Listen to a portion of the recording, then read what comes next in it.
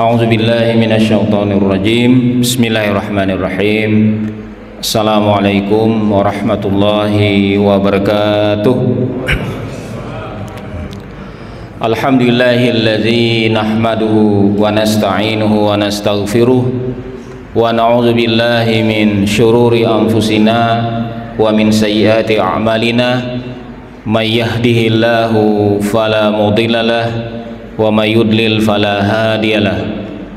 Asyhadu an la ilaha illallah wahdahu la syarikalah wa asyhadu anna Muhammadan abduhu wa rasuluh la nabiyya ba'dah. Allahumma salli wa sallim wa barik ala sayyidina wa maulana Muhammad wa ala alihi wa ashabihi ajma'in, amma ba'du. Qala Allah Ta'ala fil Qur'anil Karim. A'udzu billahi minasyaitonir rajim. Bismillahirrahmanirrahim. Ya ayyuhalladzina amanu kutiba alaikumus shiyam kama kutiba alal ladzina min qablikum la'allakum tattaqun. Shadaqallahul azim. Yang saya muliakan para alim ulama, para asatiz, guru-guru kita, para hujaj, para tokoh-tokoh masyarakat, dan jamaah sekalian yang insya Allah dirahmati Allah. Alhamdulillah pada malam hari ini malam ketiga tarawih, ya, malam ketiga tarawih, malam kedua berpuasa, kita diberikan Allah kesehatan, diberikan langkah yang ringan, bisa hadir ke masjid kita yang megah ini, yang sangat nyaman, untuk melaksanakan sholat isya berjamaah, dan sebentar lagi kita lanjutkan dengan sholat tarawih. Salawat dan salam senantiasa kita kesanjungkan kepada junjungan kita Nabi besar Muhammad SAW beserta keluarga, para sahabat, para tabi'in, para tabi'in tabi'in, para aulia, para ulama, dan kita semua yang mengikuti ajaran-ajaran beliau konsisten istiqomah hingga akhir hayat kita. Amin. Hadirin jamaah yang dimuliakan Allah, kalau kita belajar biologi, itu kita mengenal ada hewan-hewan yang juga berpuasa. Jadi tidak hanya manusia pada zaman peradaban dulu berpuasa, hewan-hewan juga ada yang berpuasa. Misalnya beruang itu pada musim tertentu dia hibernasi, musim dingin, dia tidak makan dan tidak minum. Begitu juga unta, gitu ya, dia menyimpan makanan di punuknya selama perjalanan panjang itu, dia kuat tidak makan dan minum. Ada lagi yang ingin saya ceritakan, ini ular dia ketika akan ganti kulit, atau bahasa biologinya shedding, ya, ketika akan ganti kulit itu dia puasa 5 sampai 14 hari. Nah, dia tidak berani makan, dia tidak makan, tidak minum, karena kalau dia makan, makanan itu berproses, maka itu berbahaya kepada dirinya ketika proses pergantian kulit, karena itu sensitif. Kalau ada gesekan-gesekan dengan benda di sekelilingnya, dia bisa terluka. Oleh karena itu diilhami oleh Allah, ya, dia tidak makan 5 sampai 14 hari, tergantung besar kecilnya ular itu. Makin besar badannya, makin lama dia berpuasa. Begitu juga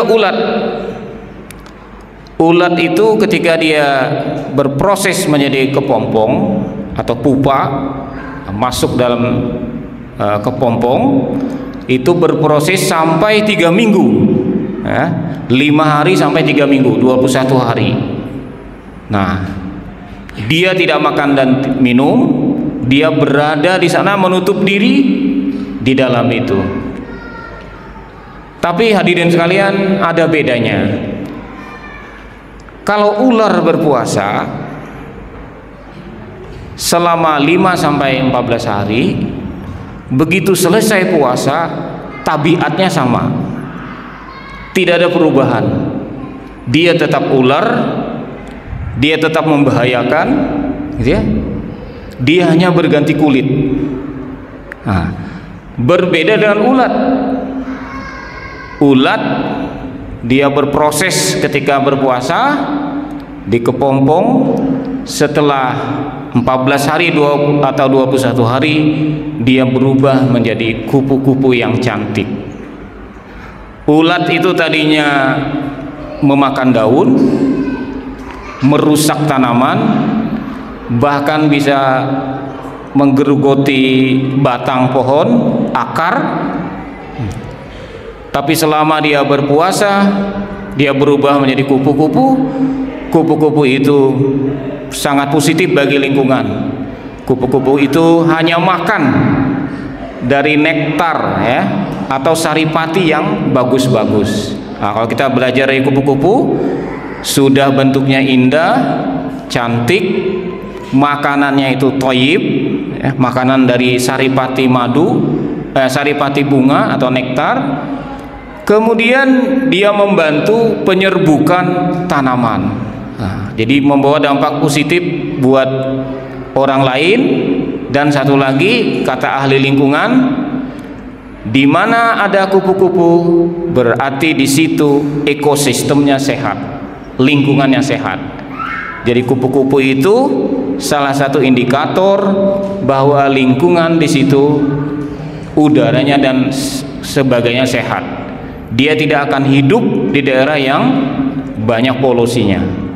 Nah, dari sini kita ngambil pelajaran bahwa kita berpuasa kurang lebih 29 atau 30 hari di Ramadan ini, semoga berproses seperti ulat menjadi kupu-kupu, berproses positif menjadi yang lebih baik. Gimana caranya? Nah, maka yang pertama adalah diawali dari niat yang ikhlas. Kalau kita baca tuntunan puasa Ramadan, maka rukun puasa itu ada dua. Pertama niat, niat yang ikhlas, yang tulus, hanya untuk Allah puasa kita, hanya karena Allah. Nah, kalau niatnya ikhlas, tulus, hanya karena Allah, insya Allah nanti prosesnya menjadi bagus. Nah, itu yang saya sebut tadi, puasa bisa melatih ketaatan kita kepada Allah tanpa pengawasan manusia selama kita niatnya ikhlas, tulus, hanya kepada Allah. Dalam hadis qudsi Allah berfirman. Nah, kita sering dengar hadis qudsi ini. Kata Allah, as-saumu li wa ana ajzibi. Puasa itu adalah untuk aku, kata Allah, dan aku sendiri yang akan memberikan ganjarannya langsung. Nah, jadi Bapak Ibu, kalau kita menyadari ini, pentingnya niat kita berpuasa hanya semata karena Allah, bukan karena yang lain-lain. Nah, hadirin jamaah Jumat yang dimuliakan Allah, hidup kita ini banyak sekali tantangan, banyak sekali godaan, apalagi di zaman media sosial seperti ini. Nah, bagaimana menghadirkan puasa yang tidak cacat? Gimana kita bisa menghadirkan puasa yang mabrur, puasa yang tidak cacat? Nah, maka kita harus menghadirkan Allah di setiap napas kita sebisa mungkin. Ya, di hadapan kita ada begini, ada medsos, ada TikTok, ada Facebook, ada macam-macam.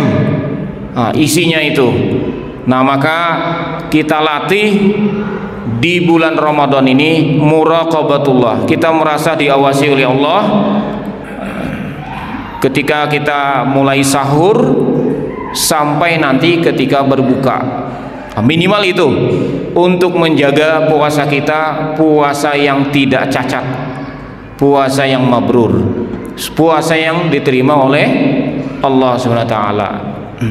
Jangan sampai nanti puasa kita berkurang karena kita melakukan hal-hal yang tidak diperkenankan oleh Allah Subhanahu wa taala.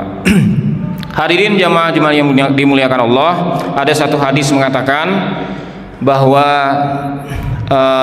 kita beribadah sholat 5 waktu, kalau kita laksanakan dengan ikhlas, tulus, itu akan menghapus dosa kita dalam satu hari itu. Lalu nanti ketika kita sholat Jumat, kita laksanakan dengan ikhlas dan tulus, akan menghapus dosa kita selama 1 minggu. Selama 1 minggu itu. Jadi ketemu minggu lagi, ketemu Jumat lagi, kita bersih lagi.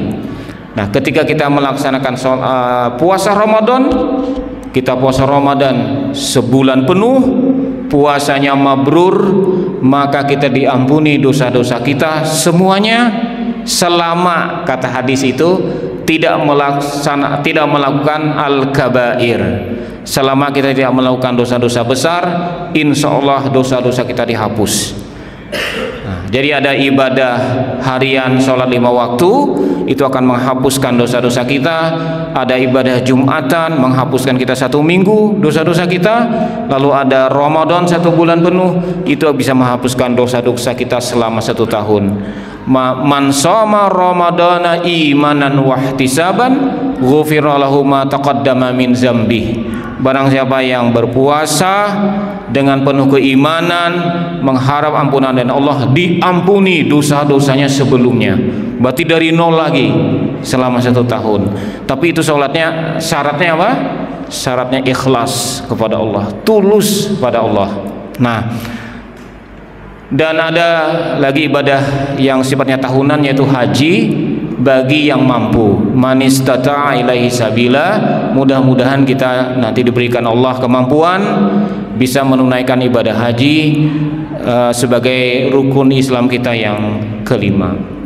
Itulah lengkap kita sudah bersyariat sebagai seorang muslim. Mungkin itu yang bisa saya sampaikan pada malam hari ini.